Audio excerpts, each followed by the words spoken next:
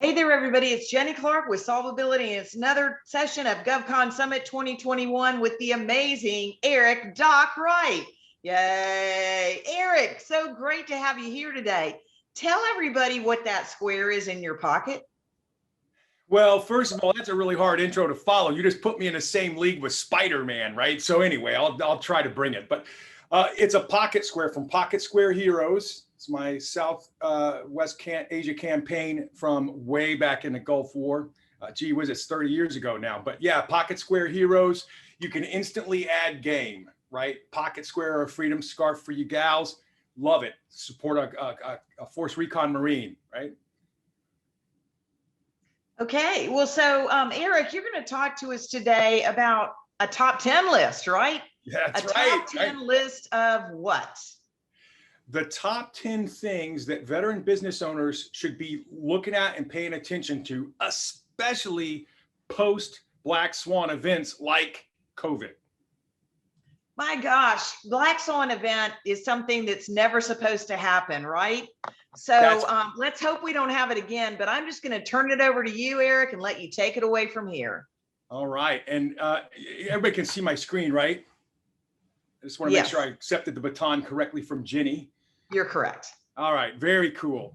All right, everybody. So a lot of this stuff, and thank you, Doc Barnes, for mentioning it. A lot of the stuff I'm going to reference is in your Amazon #1 bestseller, Becoming a GovCon Expert.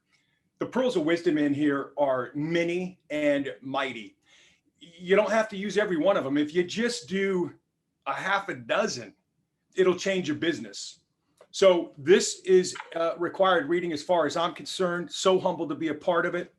And then I'm going to share about 3 or 4 more books with you as we go through here, gang. I mean, you see the background. You saw Doc Barnes' background. I've probably read thousands of books in my lifetime, and they're almost always all on business. Why? Because I like business. I like to win. Business has scoreboard in terms of a P&L. If you don't know what that means, I'll explain in a minute. So it's a really cool environment. And one of the ways that you can grow your revenue, which increases your profitability if you're good at expense control, which can increase your company's longevity, is GovCon. So that's why I'm here. So we're going to show you the top 10 things that you as a veteran-owned business must do, okay? And if you don't, it's at your own peril. Now, this isn't just what Doc thinks. I've ran multiple multi-million-dollar companies. I've got a nonprofit. My very first company was a spectacular failure. In fact, it was such a horrible wreck. It is still at the bottom of the gulch. I drove it off the cliff on fire, I'm sure. Okay, so this is just as much on what not to do or how not to run a successful business as it is on what to do. And I've since given this talk 3 dozen times to thousands of veteran business owners all across the country. And I've refined it, keeping the ones that they say, hey, that really resonated with me, or hey, that's really helpful, Eric, or hey, that's really going to help my business. Okay, so this is kind of the refined version over the last couple of years. This is the newest edition because, as you know, we just came out of what? A Black Swan event. Black Swan event is what a guy named Nassim Taleb, I've got his book back here on the bookshelf, says that is a completely unknown event. And the story comes from way back in the day, before people came across a black swan and could understand and explain with biology and genes and recessive genes and all that stuff, before science could explain it, we'd never seen one. So therefore, there was no such thing until we saw one.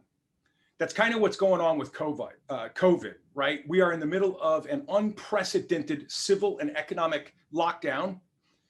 Some places are recovering, some places aren't. As a business leader trying to steer my company, my ship off the rocks, me and my folks have just decided for planning purposes that it's probably not getting any better 2021 either. So we had to recalibrate the company to COVID. Okay, so that's the word of the day. Calibrate your company to COVID. GovCon's a way to do that, and I'm going to show you that in coming out of chapter 4 in the book. Okay, so that's kind of our context is, hey, Doc, does this stuff really work? It's a small sample size, just me and a half a dozen companies I've coached this with, but you can be the judge. And as we go through this, gang, I'll show you a slide. I'll talk to you about what it means and why. And then if you have questions or comments or thoughts or sarcastic remarks, just give them to me as we go. That way it's quite a lot less painful of a 50-minute talk, because it's a discussion, not a, hey, doc, talk the whole time. Okay. All right. So number one must do, and you've heard this a couple times, but let me put it in context for you. What you've heard so far today is, don't lead with your status. If Josh Frank ever hears you say that, he will kick you in the digital shin. Same thing with Emily. She's probably heard that more times than she can count in her 30 plus years of doing this. But what do you say then? Hey, I'm Eric Wright. I'm with Vesta PM. We're an SDVOSB. We're a Florida State CBE certified veteran enterprise. And we're also certified by several other entities. Who cares? Like, how's that going to help me? That's what your customer's thinking. So here's the concept. You got to dial your customer, which means you got to know who they are. You got to dial your customer into their favorite radio station with FM, WIIFM. Does anybody know what that stands for? What radio station is that? What's in it for me? Amen. What's in it for me? That's what they care about. That contracting officer whose reputation is on the line, whose customers' needs are on the line, who's, is under all kinds of legal and government regulations. The FAR is like only 19 inches thick at last measurement or whatever. It's a lot of risk to enter a relationship with you, especially if you're an unknown. You have got to be able to tell a story. Hey, what do you do for a living? You better have a 1 to 3 sentence answer. We do this, bang, bang, bang, bang, bang. And Josh Frank would tell you, also add, how do you do it differently than everybody else that does a similar thing?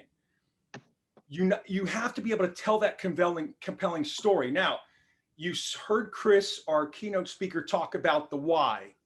You heard Doc Barnes talk about the why. I'm going to show you in a really actionable example right now of what this could look like for you.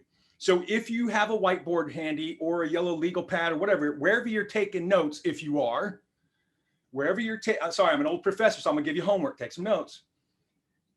If you're taking notes, here's what it looks like. You have to come up with a value proposition statement. And I'll tell you why this is extremely important in a couple slides.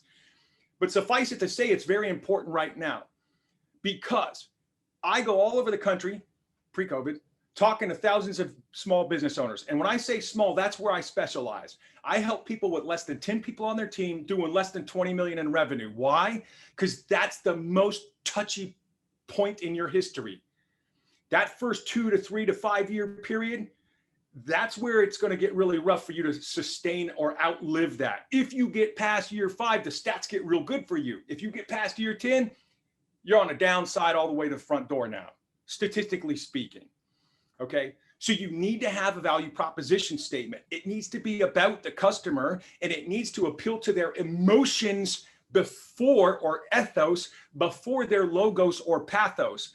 Remember what Aristotle said: convincing anyone of anything rests on 3 primary categories: ethos, how I feel about it or how the listener feels about it; logos, how they logic it out. We buy based on how we feel or what we want. We then logic out the purchase decision after we've swiped the credit card.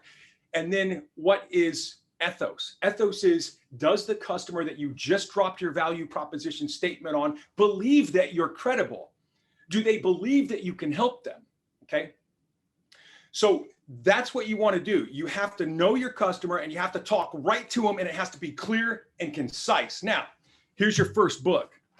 If you take nothing else away from me today, and you're trying to talk about telling clear stories, concise stories, easy to understand stories, Napoleon's corporal, right? For those of us that are military, right? Remember, Napoleon's charge to his junior officers was, when you're done battle planning, you ought to be able to explain that to your E4, and they ought to be able to tell you what the battle plan is.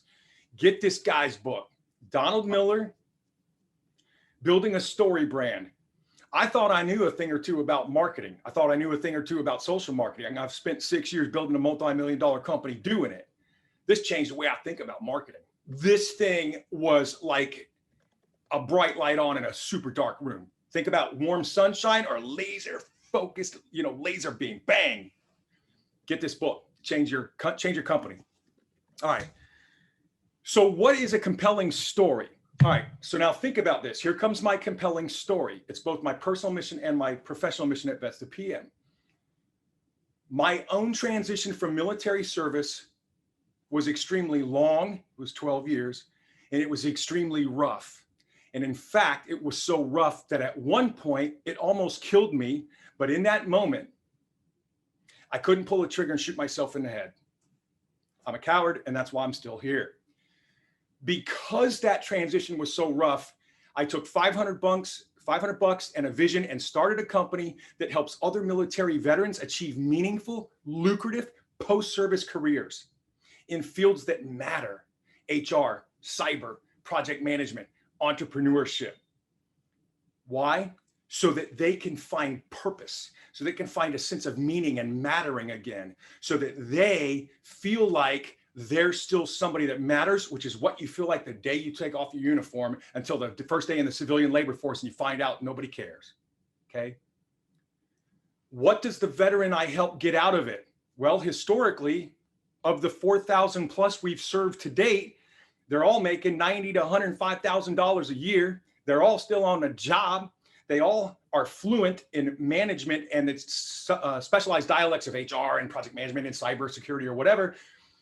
And they're all giving back to their own communities because they're now mentoring the next generation of veteran coming behind them, right? That's my value proposition story. If you're a company that digs and wants veterans, and or you're a veteran and you want a successful career or business, because I help them achieve meaningful, lucrative careers and businesses, you'll stop on my LinkedIn profile. You might schedule a phone call. You might shoot me an email. You might read my chapters in this book and decide that you get a couple pearls of wisdom out of it and that your business is successful. And that's my only objective. When Mike said, "Hey, Eric, will you contribute with the book?" I'm not an expert like the rest of these folks in GovCon. I can help you with business though. So that's what I mean about have a value proposition summary. Now, here's why it matters. Let's flip the coin over. I can't tell you, and some of you may be on this call, so if you are, don't get mad at me. I can't tell you how many times I meet a business owner and I ask them 6 questions. And I can tell inside of 6 questions, which is about a 9-minute conversation, whether you're running a lifestyle company or a hobby or a business. Now, if you're running a lifestyle company, God bless you. Maybe you don't want 50 employees and $50 million of revenue and 97 fed customers. Maybe you don't want that headache and that in-depth level of running a company. Maybe you just like funding your lifestyle. Good. But back to Doc Barnes about knowing what you want and then strategizing to get it. You got to figure that out, right? If you plan to fail, if you fail to plan, you're planning to fail, right? Is the old adage. Okay. So that's your value proposition statement. Do yourself a favor. Take 30 to 45 minutes out of your life, your favorite adult beverage, and stand in front of a whiteboard and play some jazz or some chamber music or whatever like floats your boat. That's what I listen to. And whiteboard out what is your VPS, your value proposition statement. What do I do? Why do I do it? Who do I do it for? And what do they get out of it? Lead with that next time. So that when I ask you, "Hey, what do you do?" I meet you at a conference, you're a KO. I ask you what you do. The first words out of your mouth shouldn't be, "Well, it's kind of complicated." I think Emily even said that. I mean, that literally is an answer I've gotten hundreds of times. That's not clearly understanding your customer and communicating your value. "Well, it's kind of complicated." The minute I hear that, that conversation's over. I then ask the second question. "Oh, are you any good at that?" It doesn't even matter what they told me. If they're fumbling around, I know the answer, the next answer, but I ask it anyway because I'm a nice guy. Are you any good at it? I'm asking them, do they know what their revenue is? Right? They tell me, sometimes they don't even know what that means, revenue. If that's the case, I would get this bestseller because this is an MBA in a pocket. That's what one Amazon reviewer said of this book. It's an MBA course in his pocket. It also leads to the certified manager credential. It demonstrates that you can speak the language of business, which is management fluently, and prove it with your CM credential. Okay. All right. You'll know what EBITDA, Chris mentioned it, and P&L and AP and all that other stuff means. Okay. You'll know what revenue is, and you'll know what financial statement you get it off of. Alan, it is how to speak civilian fluently and prove it with your CM credential by a guy named Eric Doc Wright. Shameless plug. But there's the value in that book, okay? It'll teach you all these business things I'm using. And a contracting officer that uses this language expects you to know what they're talking about because you said, I'm a business. And then you said, and I can help you. And then I'm going to start a longer conversation, and you better be able to prove it. If you don't know what a P&L is, the conversation's over. Okay. So we'll talk about the other questions I ask to assess whether you really are a veteran-owned business or you're a lifestyle company. And again, I don't care what you are. You just need to know what you are, okay? And I'll tell you why it matters when we get to that slide. So before we go on, value proposition statement. Any thoughts, any comments, any questions? Who I am, what I do, why I do it, and who I do it for. It should be 1 to 3 to 4 sentences, a paragraph at most, but you can drop it anytime you're asked. And here's the difference, gang. It is not an elevator pitch. An elevator pitch is, well, when I grow up, I want to do this for a company. Nobody cares what you want to do at that company. Nobody cares what you can do for that contracting officer as far as set asides. Can you solve my problem? Do you know me? Do you know what my pain point is or my pleasure point? And can you help me get that? Can you help me avoid the pain or seek the pleasure? That's it. Any questions about a VPS?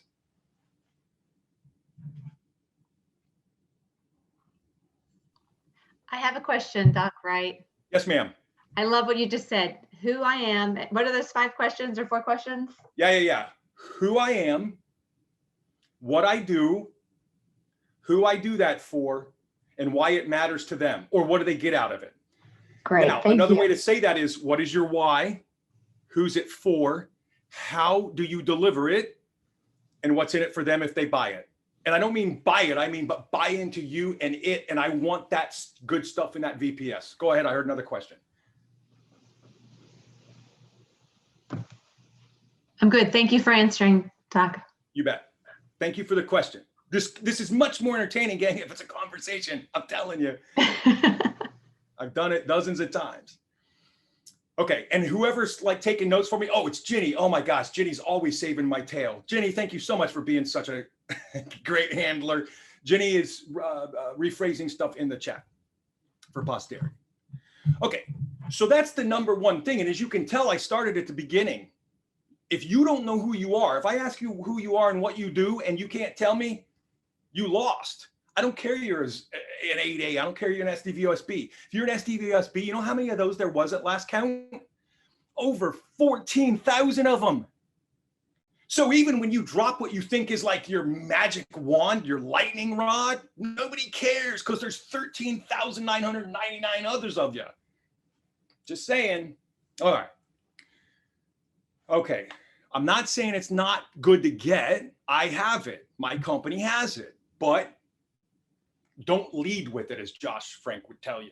End with it. Oh, and by the way, I'm also an SDVOSB if you're looking for them. Now, your VPS, this second principle, some of these principles are related to other principles. So you'll notice that if you glue a couple of them together, you really start to create synergy, right? We don't get 1 + 1 = 2. If I'm scratching an equation on the board, 1 + 1 = 2. We're changing the math. 1 + 1 = 11. 2 ones put together for an 11. That's synergy. That's force multiplication if we're still in uniform. So here's why the VPS matters. That one question about your customer. You got to know who they are. There's a psychological principle called the law of self-preservation. Every organism that we know of does 2 things at an organism level. I avoid pain and I seek pleasure. That's it. If the 2 are equal, the organism avoids pain more, about 3 to 4 times more, studies show. So pain avoidance is a really strong primal motivator. Pleasure seeking is a really strong secondary one. So if you make your website, your marketing story, your value proposition statement about a very well-defined customer, and you might have several customers, okay? So you might have to do this a couple times. When you drop your clear marketing message on them, they literally are walking by and they see your LinkedIn profile, or they hear you talking and they're like, whoa, whoa, whoa. They're talking to me. Eric can help me. If you don't walk by and have any interest in my services, my goods, my website, my LinkedIn profile, keep walking because I can't help you, right? If you stop, we're going to waste a bunch of each other's times. Make it about others first. Here's the second psychological principle that makes this such a big deal. My undergrad's in behavioral psychology, by the way. Okay, second principle. People in general sense fairness. They sense equity, right? We know whether we're getting a bad deal or not, or somebody else is getting a better deal than us. We sense that. We also, because we're social critters from way back in the day when we were wired, we also take care of each other.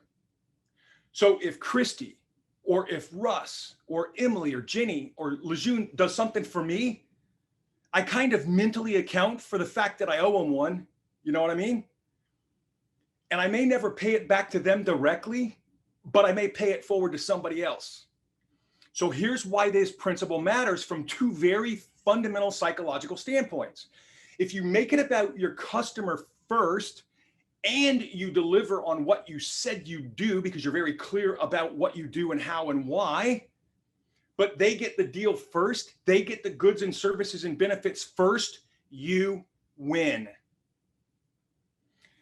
Think about all the videos on social marketing. Hey, you should be doing video, you should do this, you should do that. Think about 10 videos you've watched in the last 24 hours, 48 hours, last week. How many of them were talking to and about the success of the customer the person was trying to sell to? Or how many of them talked about the person like shooting a video, right? But check me out, right? Check out my company. Make it about them first. It's their favorite radio station is what's in it for them, not what's in it for you. They could care less about that. Okay, so make it about the others first. Make it really clear in that VPS because you want them literally to land on your website or read your proposal, your bid, or see your capability statement and go, wow, this is the exact company I'm looking for. You just went a long way into what Josh would tell you is forming that relationship, doing pre-acquisition, ghosting requirements. You're forming a relationship with the KO that shows the KO you know him and you care about him and you're going to take care of him because that's what you do. Okay. And Emily can tell you after 30 plus years, I mean, Emily, how many out of every 10 people that approached you were about Emily KO and versus about them? Not scientific, but right? It just doesn't happen. So make it about them first. Any thoughts, questions, comments, sarcastic remarks on this one? I got thick skin. I did 9 years in uniform. I can take it. Hey, Eric. Yes.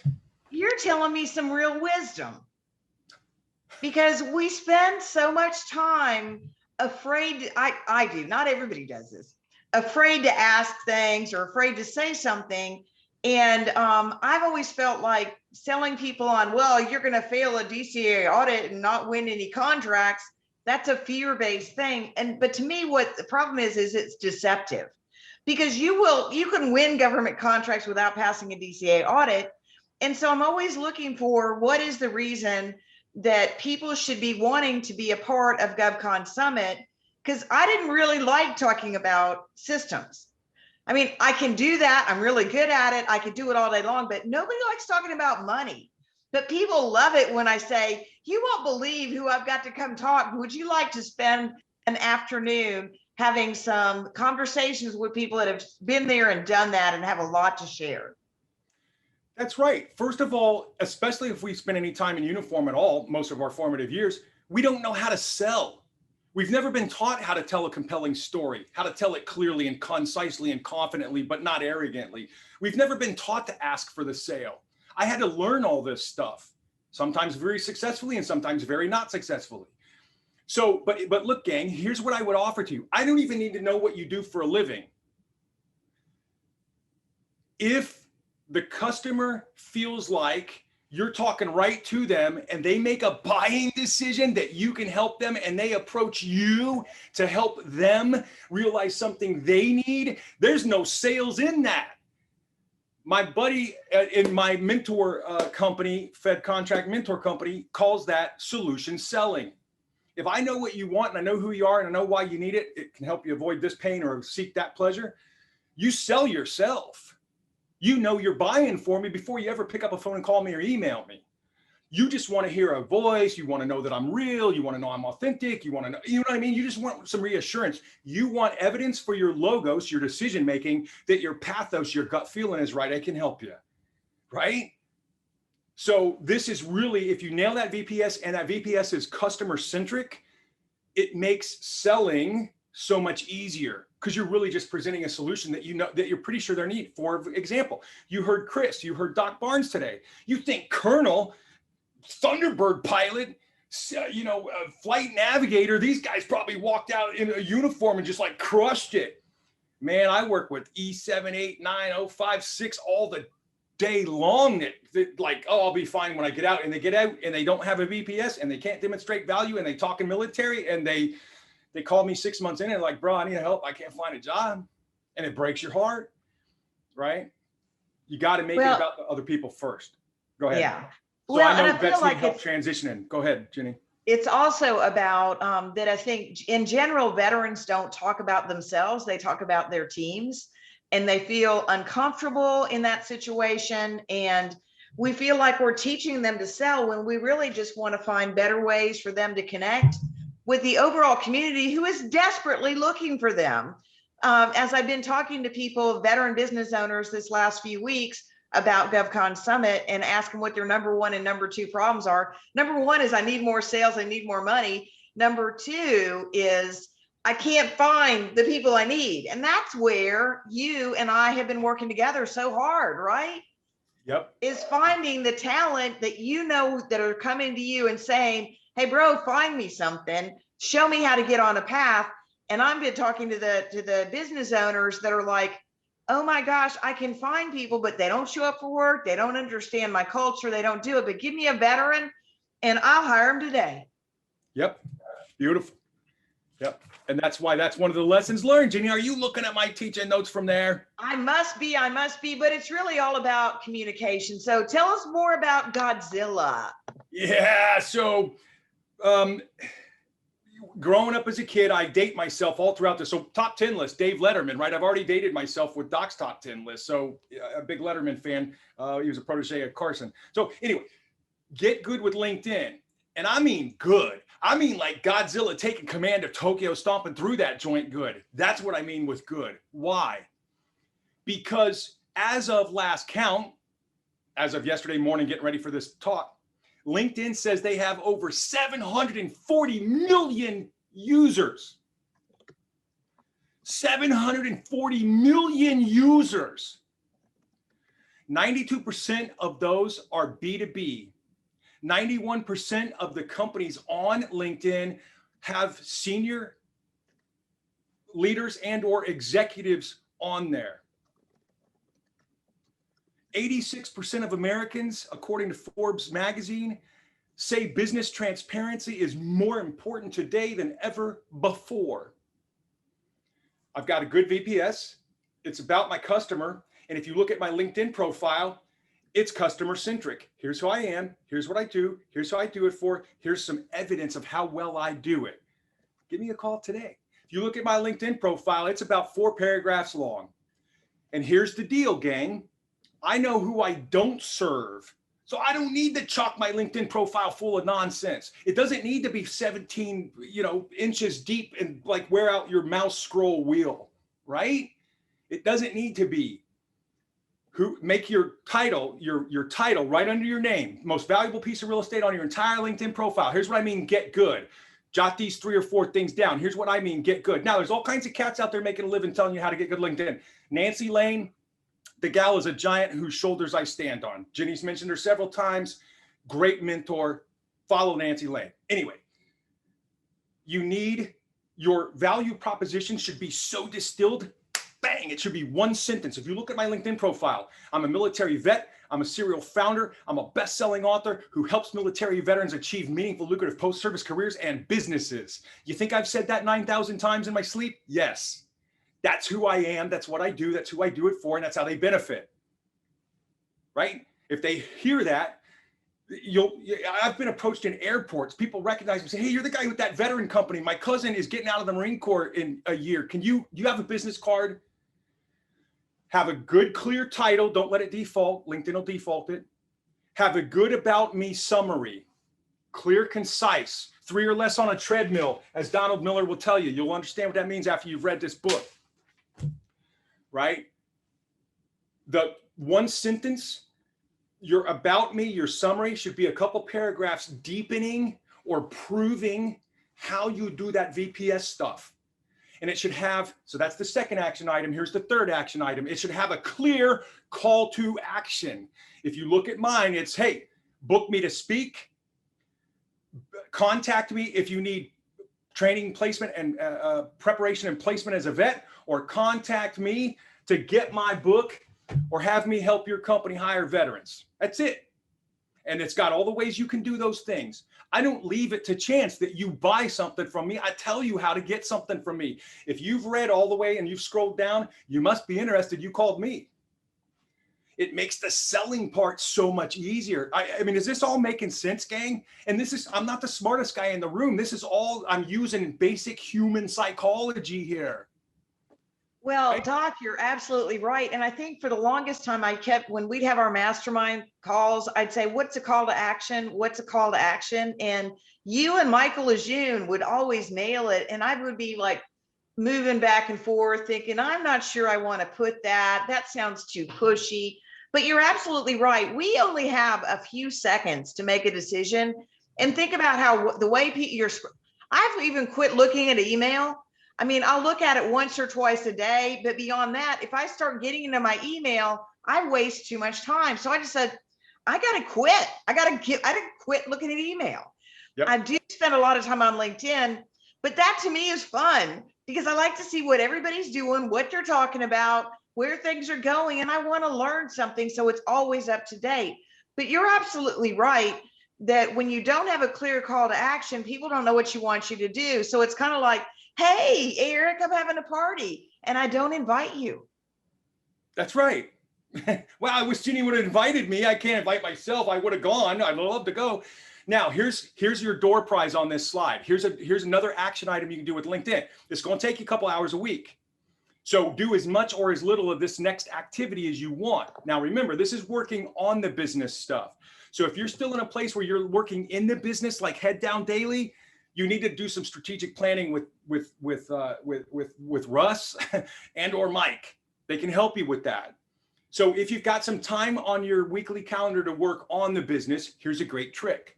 Seth Godin, great marketeer. If you don't know who Seth Godin is, go watch some of his YouTube channels. You don't got to watch a couple of YouTube videos. You know exactly who he is because he says the same things in most of his books. But he's amazing. Here's basically what you're doing. You're not looking for 1 million adoring fans. This isn't McDonald's. What you need is 1,000 fans who absolutely rave about you and your goods and services to everybody they know. That's it.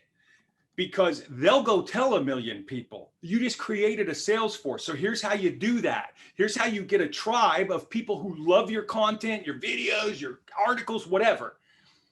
Spend a couple hours a week looking up your customer. Oh, I need contracting officers in Department of Labor. Oh, I need veterans with these cyber and project management chops so I can recruit them and train them and place them. Oh, I need this kind of person as an event organizer. They're looking for virtual keynote people. Every week, I send a couple hundred people on LinkedIn an invite request. And I don't spend all the time sending them little personal notes and stuff. Now, everybody will tell you should, and I used to, but it used to take so much time. I'm not looking for tire kickers. I'm looking for people I can help. If I send you an invite, hey, Doc, would love to connect. That's all I say. I don't have to, so we went to the same college. Hey, my kid went to the college your kid went to, like all that stuff. Doc, would love to connect. He's going to look at my profile. If it tells him who I am, what I do, why I do it, and how it can benefit him if he's my customer or he's somebody that should know me, he's going to sell himself on saying yes. Does that make sense? So if I send out 300 of them in a couple hours and I get 50 back, those are 50 quality people I can put in my tribe of 1,000. So that's one of the ways you get good with LinkedIn. I mean, use it. The first 3 were for your profile. That one's for use. And then when you put out an article or a video, those people see it and they like it and share it. Okay. So those are really great points, Doc, about using LinkedIn. The other thing I do is when I am going to when I do want to connect with somebody, I do write a personal note, but I kind of cheat because I go look at a comment that they've made, click on it, like it, and frequently say great point, or I've heard something similar or whatever, and then I request their connection. So it's a little easier that way for me. And you're right, Jenny. What I share with you folks, I'm a humble guy. Nothing I tell you is prescriptive. It's not scientific. I don't have a 15,000 sample size. I'm just telling you what I've coached and heard other people say, hey, dude, that really helped, or hey, that didn't help. Quit telling people to do that. Okay. So it's not the only way to do it. It's just the way I've learned to do it, because I don't have a lot of bandwidth every week to just like hang out on LinkedIn and invite 4,000 people to dig me. I don't have time. I'm running a business and a nonprofit, right? But you need to make time to do it to some degree because you need to create that tribe of 1,000. Okay. Now, speaking of bandwidth drain and working on the business and not working on the business and working in the business and everything, you got to be Gumby, especially when you're getting whacked with a unprecedented civil and economic lockdowns like a COVID event. And oh, by the way, gang, they've already demonstrated they're going to do it again. In some places, they already have in other countries and or in other states in our great union. So here's all I'm telling you. What do I mean when I say be Gumby? And that's a Marine thing for stay flexible, stay agile, stay adaptive, get Gumby. That's what it means. Semper Gumby, always flexible. One of the ways I do it is any team I have, my nonprofit, my for-profits, I include those folks, those teams. I tell them my mission, vision, values. I tell them my decision-making criteria. And then I help them create opportunities to be creative and innovative and fail forward fast. It's inclusive, it's diversity of thought, it's robust, it's innovation and agility, adaptability. Okay. So there's that slide. The number 5 thing that you need to do, okay, is watch the cash. What I'm specifically talking about here is, and if you know what cash means, I'm talking about your balance sheet, which is one of your 4 financial statements that you should be looking at a minimum of every month. If you're not, call me. Here's why. Now, I'm not telling you got to be a finance major. That's not what I'm saying. But you should use your income statement. You should know what that is and where it is and how to find it from your accountant or your bookkeeper. And you should know what a balance sheet is. And here are the major KPIs or key performance indicators that I watch every month for my organizations. Are you any good at what you do? Yes or no? Do you sell stuff, i.e. generate revenue? That's the top line of your income statement. If it ain't a positive number, you're not very good at what you do. Probably back to your marketing VPS. Next thing, are you any good at it? If you're good at it, you'll sell a lot of it, top line revenue. You'll control your expenses because you know your business well, which means at the bottom of your income statement, your bottom line is a positive number, i.e. it's profit. Revenue minus expenses is profit. So I watch my top line revenue, I watch my expenses as a percentage of my revenue, and I watch my bottom line profit. Now, are you any good at using that profitability to grow your company? This is that battery of questions I can assess real quick whether you're a company or a hobby. To answer this next 2 questions, I go to the balance sheet. The balance sheet shows me whether you have any cash on hand to pay payroll, to pay vendors, to keep yourself in business until that next big $58 million government contract rolls in. Don't starve out. COVID. I've always kept $500,000 in cash on my balance sheet. It's 6 months worth of my folks' salary, whether I sell a penny of stuff or not. Why? Because you just never know what will happen. And then COVID happened. My CPA and my commercial banker pre-COVID thought I was a nut. Now, while they're struggling to make payroll, we went 3 months with no sales. We're up over 300%. Q1 just closed over Q4 because we calibrated the COVID. We had enough money to get us through the lean times, and now we're hunting and killing and making money again. So you have to watch the cash and know your numbers. Those are your financial statements, right? Okay. Again, if you don't know what those are or know what those means, call me, email me. Let's do a half-hour coaching session, right? You don't even need to show me your numbers. I'll show you an example. Okay. Strategically diversifying. This is right out of a chapter in the book, right? Chapter 18. This is how do you, no, this was chapter 4 in the book. Which book? This book. All right. Chapter 4 in the book is basically this.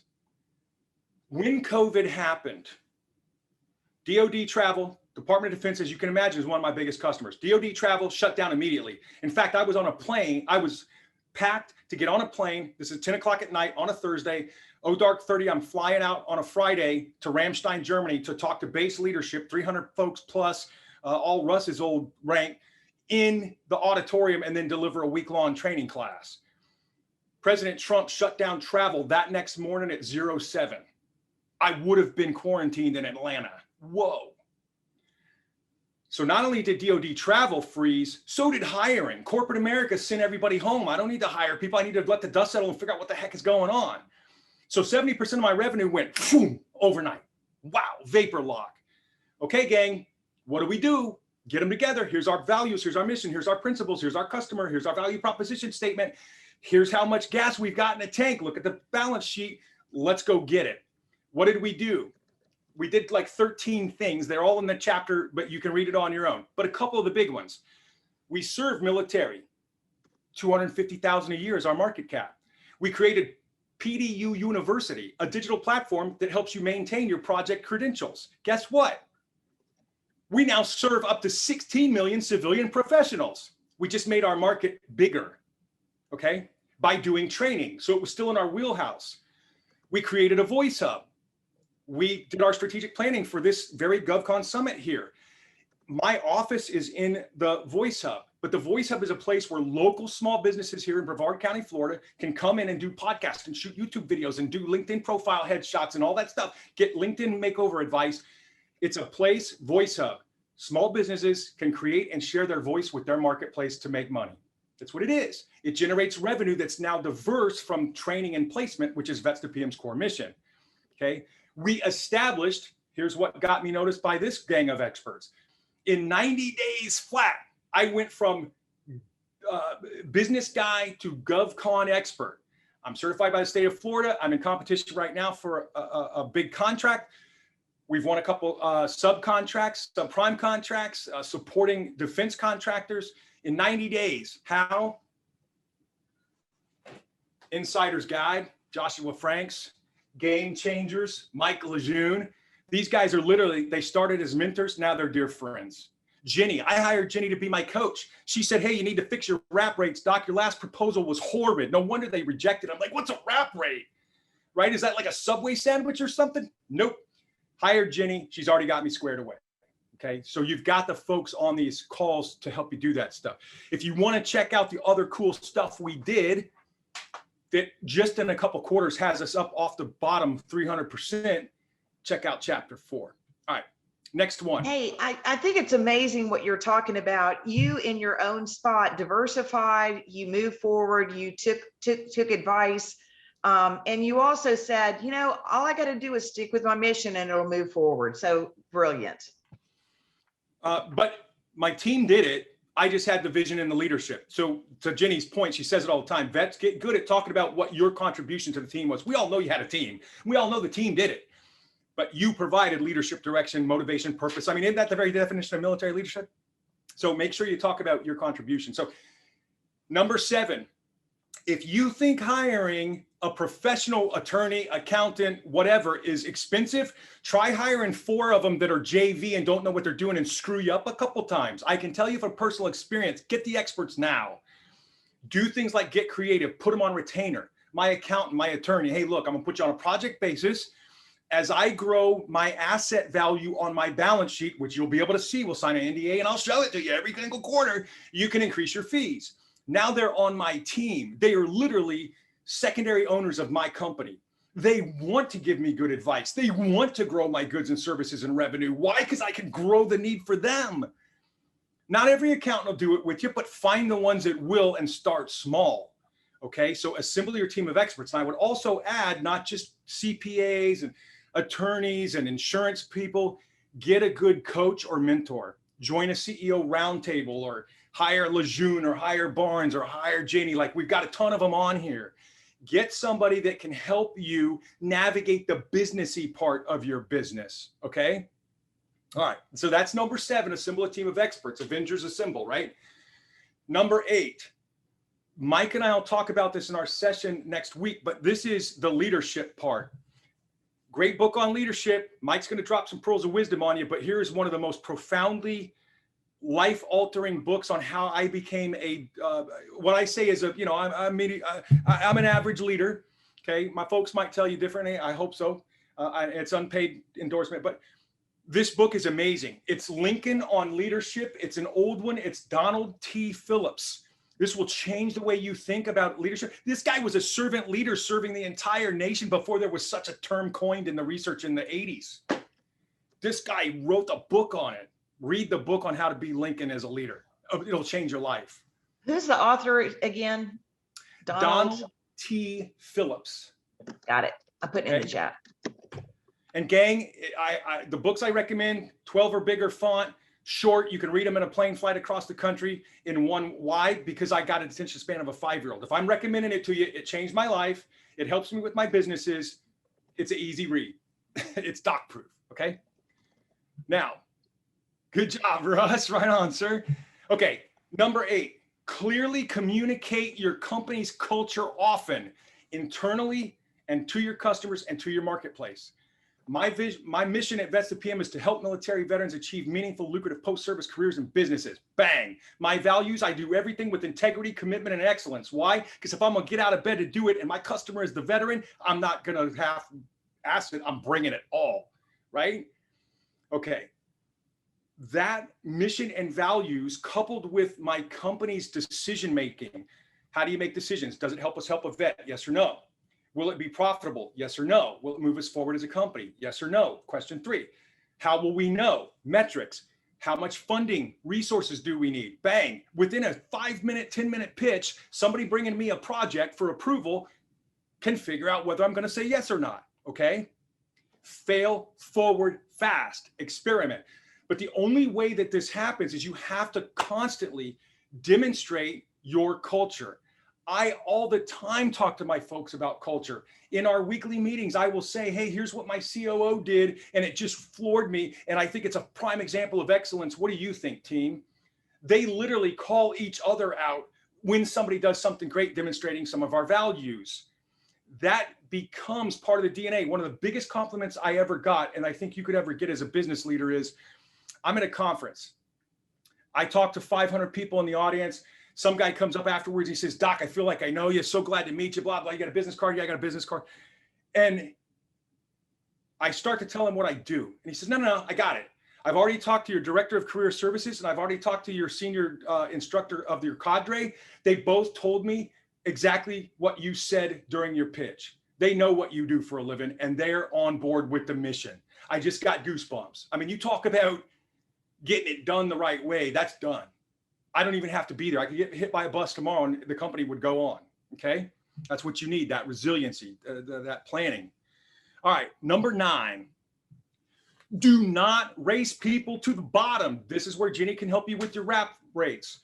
What do you do? Who do you do it for? What do they get out of it? And then set a price that is less than the value they get. If you do that, it will be affordable. I am not the lowest price leader in my marketplace. Now, I'm not the Mercedes-Benz either. So you got to know whether you're a Golden Corral steakhouse or a Morton steakhouse. You can get a steak at either place. You just got to decide which one your company is. Don't race anybody to the bottom. If I'm offering you a good deal at a good price and I'm transparent and I'm authentic and you think I can help you, we're going to make an economical transaction, and it's no deeper than that. And once I fulfill your desires and wishes once, who are you going to call? Who are you going to tell your folks about? Right? But don't get in the car business and race people to the bottom on price. You'll lose and you'll get there and it'll be done. You're never coming back. For example, if you price, hey, get our goods and services at 2,000 plus each, that's great until you discount it to $1,200. What is the price of that good or service now in the mind of the marketplace? It ain't 2,000 bucks. Your goods and services are worth $1,200 because that's what you said it was worth, and that's what somebody just paid you for. Good luck ever getting them back up to 2,000. Right? I'm not saying fleece. I'm saying be fair, honest, and transparent. Work with Jenny. She'll tell you about your wrap rates. Okay. All right. Final one, and then we'll do some Q&A. Final one. Keep that project management mindset. Here's the reality. If you were E6 or above, you probably led, planned, resourced, equipped, staffed, and controlled the success of missions or exercises. Those, by definition, are temporary endeavors undertaken to produce a unique good, service, product, or result. That's the definition of a project in the civilian labor force. That means E6 and above ever. If you've ever done project, mission, or exercise planning, you have project management experience. I'm not saying you want to be a project manager. I'm saying put that stuff on your resume, because it doesn't matter whether you're an accountant, a financial manager, a marketer, you'll be involved in projects. You'll either contribute to them or you'll lead them, especially if you're the entrepreneur. Starting a business is a project. Creating a marketing plan, creating a budget, all that, it's all projects. So keep your mindset. And if you're a government contractor, get some project management credentials, the project management professional or PMP from PMI, the Agile Certified Practitioner from PMI, the ACP, the professional Scrum Master from scrum.org. Those credentials validate, if you will, your fluency in a dialect of management that is project management. You can prove you're fluent in it. You can do it. And when you show the KO those credentials, an independent third party says that you can do that too. You just decrease the risk in their mind. That's chapter 5 in the book, where I talk about the economics of credentials. And for those of you who also had experience like running a shop either in Garrison or Pierside, or running your own company, you also have operational experience, i.e. standard work, not non-standard work, like missions. So if you ever ran a shop in Garrison or Pierside, go get your certified manager credential. Now you literally, your resume sound and your value proposition sound like you're a business expert. You're credentialed as a business expert, and you've got past performance that say you're a business expert. And oh, by the way, did I also mention I'm a service disabled veteran owned business? See what I mean?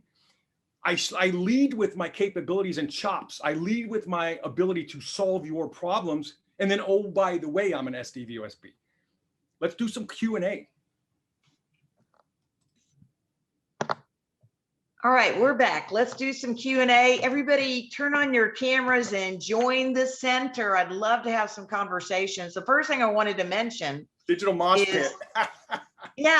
is Addie has been working with me as my DoD SkillBridge intern, and she has been fabulous. She said, I took care of that. I took care of that. I took care of that.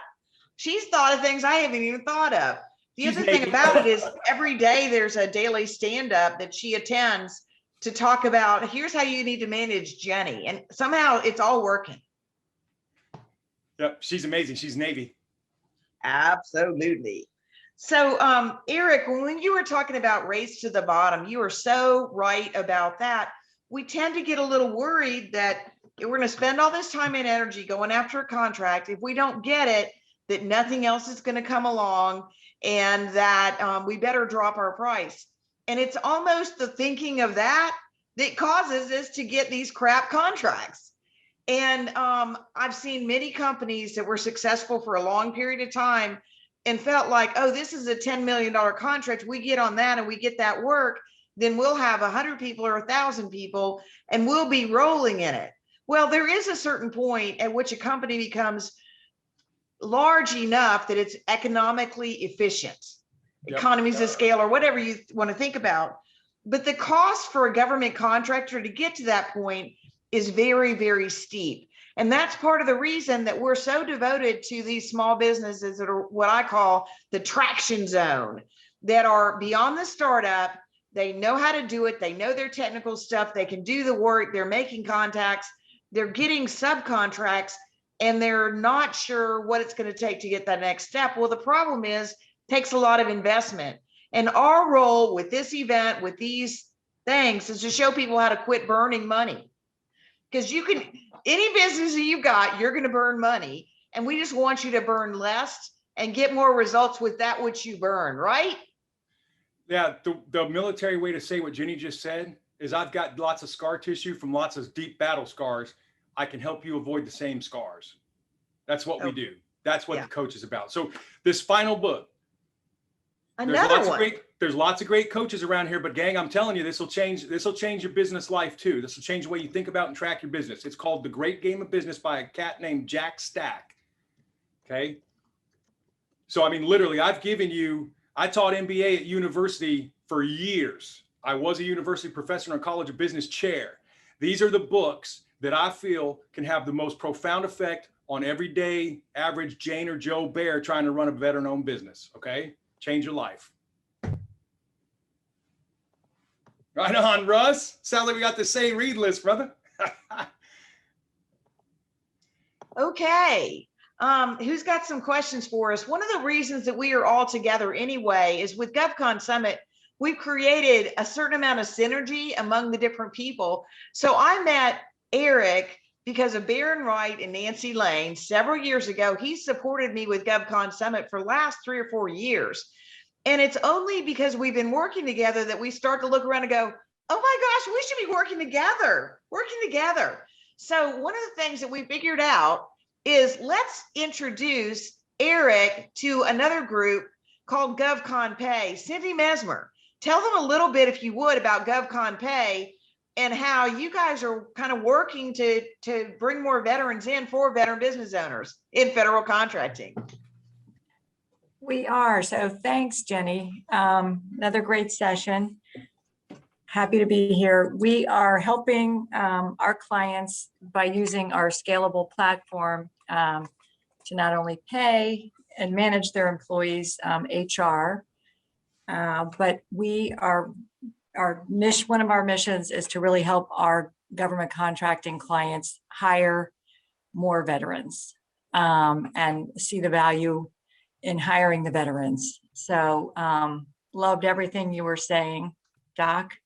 That's our mission. And we love when working with clients of Jenny's, successful GovCons that are ready to scale and grow, and getting them on the platform and making sure they're hiring in DCAA compliance and OFCCP and everything they need to know in the human capital management.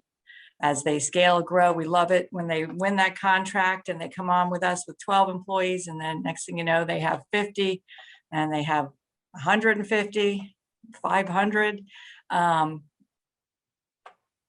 Love to watch our clients scale and grow by working with this ecosystem of experts. Well, and that's why it's all about acceleration, because it could just be a couple things that say, oh, did you know if we take this out, we give you this, you'll be there. So, hey, on Monday, April the 26th, it's called Human Capital Day. We actually have a session, I think it's at 12 or noon, something like that, where we talk more about that. Hey, Doc, I guess we just want to bring you back on it because I'm not seeing anybody else have any more questions. How about you just wrap it up for the day, Doc, and just give us another little bit of wisdom. So I guess, one parting shot, the reason my own transition was so rough, and the reason my first business failed, is I did not communicate very well. I could not speak the language of business, which is management, in terms of financial success, to Cindy's point, human resource management success. I just couldn't articulate what it was I was doing and why. And I couldn't, Doc Barnes will appreciate this, I couldn't give a fair assessment of what I was doing wrong or not doing right, because I couldn't document what I was doing. So I couldn't fix that free throw shooting process that he was talking about. So get fluent in the language of management, learn to use your financial statements, write a value proposition summary that'll show up in your past performance. And with those couple things, good, honest rates, capability statement, clear message, man, you'll sell yourself to KOs, right? Like, that's it. Learn to translate into the language of what's in it for them. Okay. Well, thanks everybody for being on today. We have more going on tomorrow, and we will be recording sessions for those that you cannot attend, and really glad to have this community joining us and building and see what we can do with it. So talk to y'all tomorrow.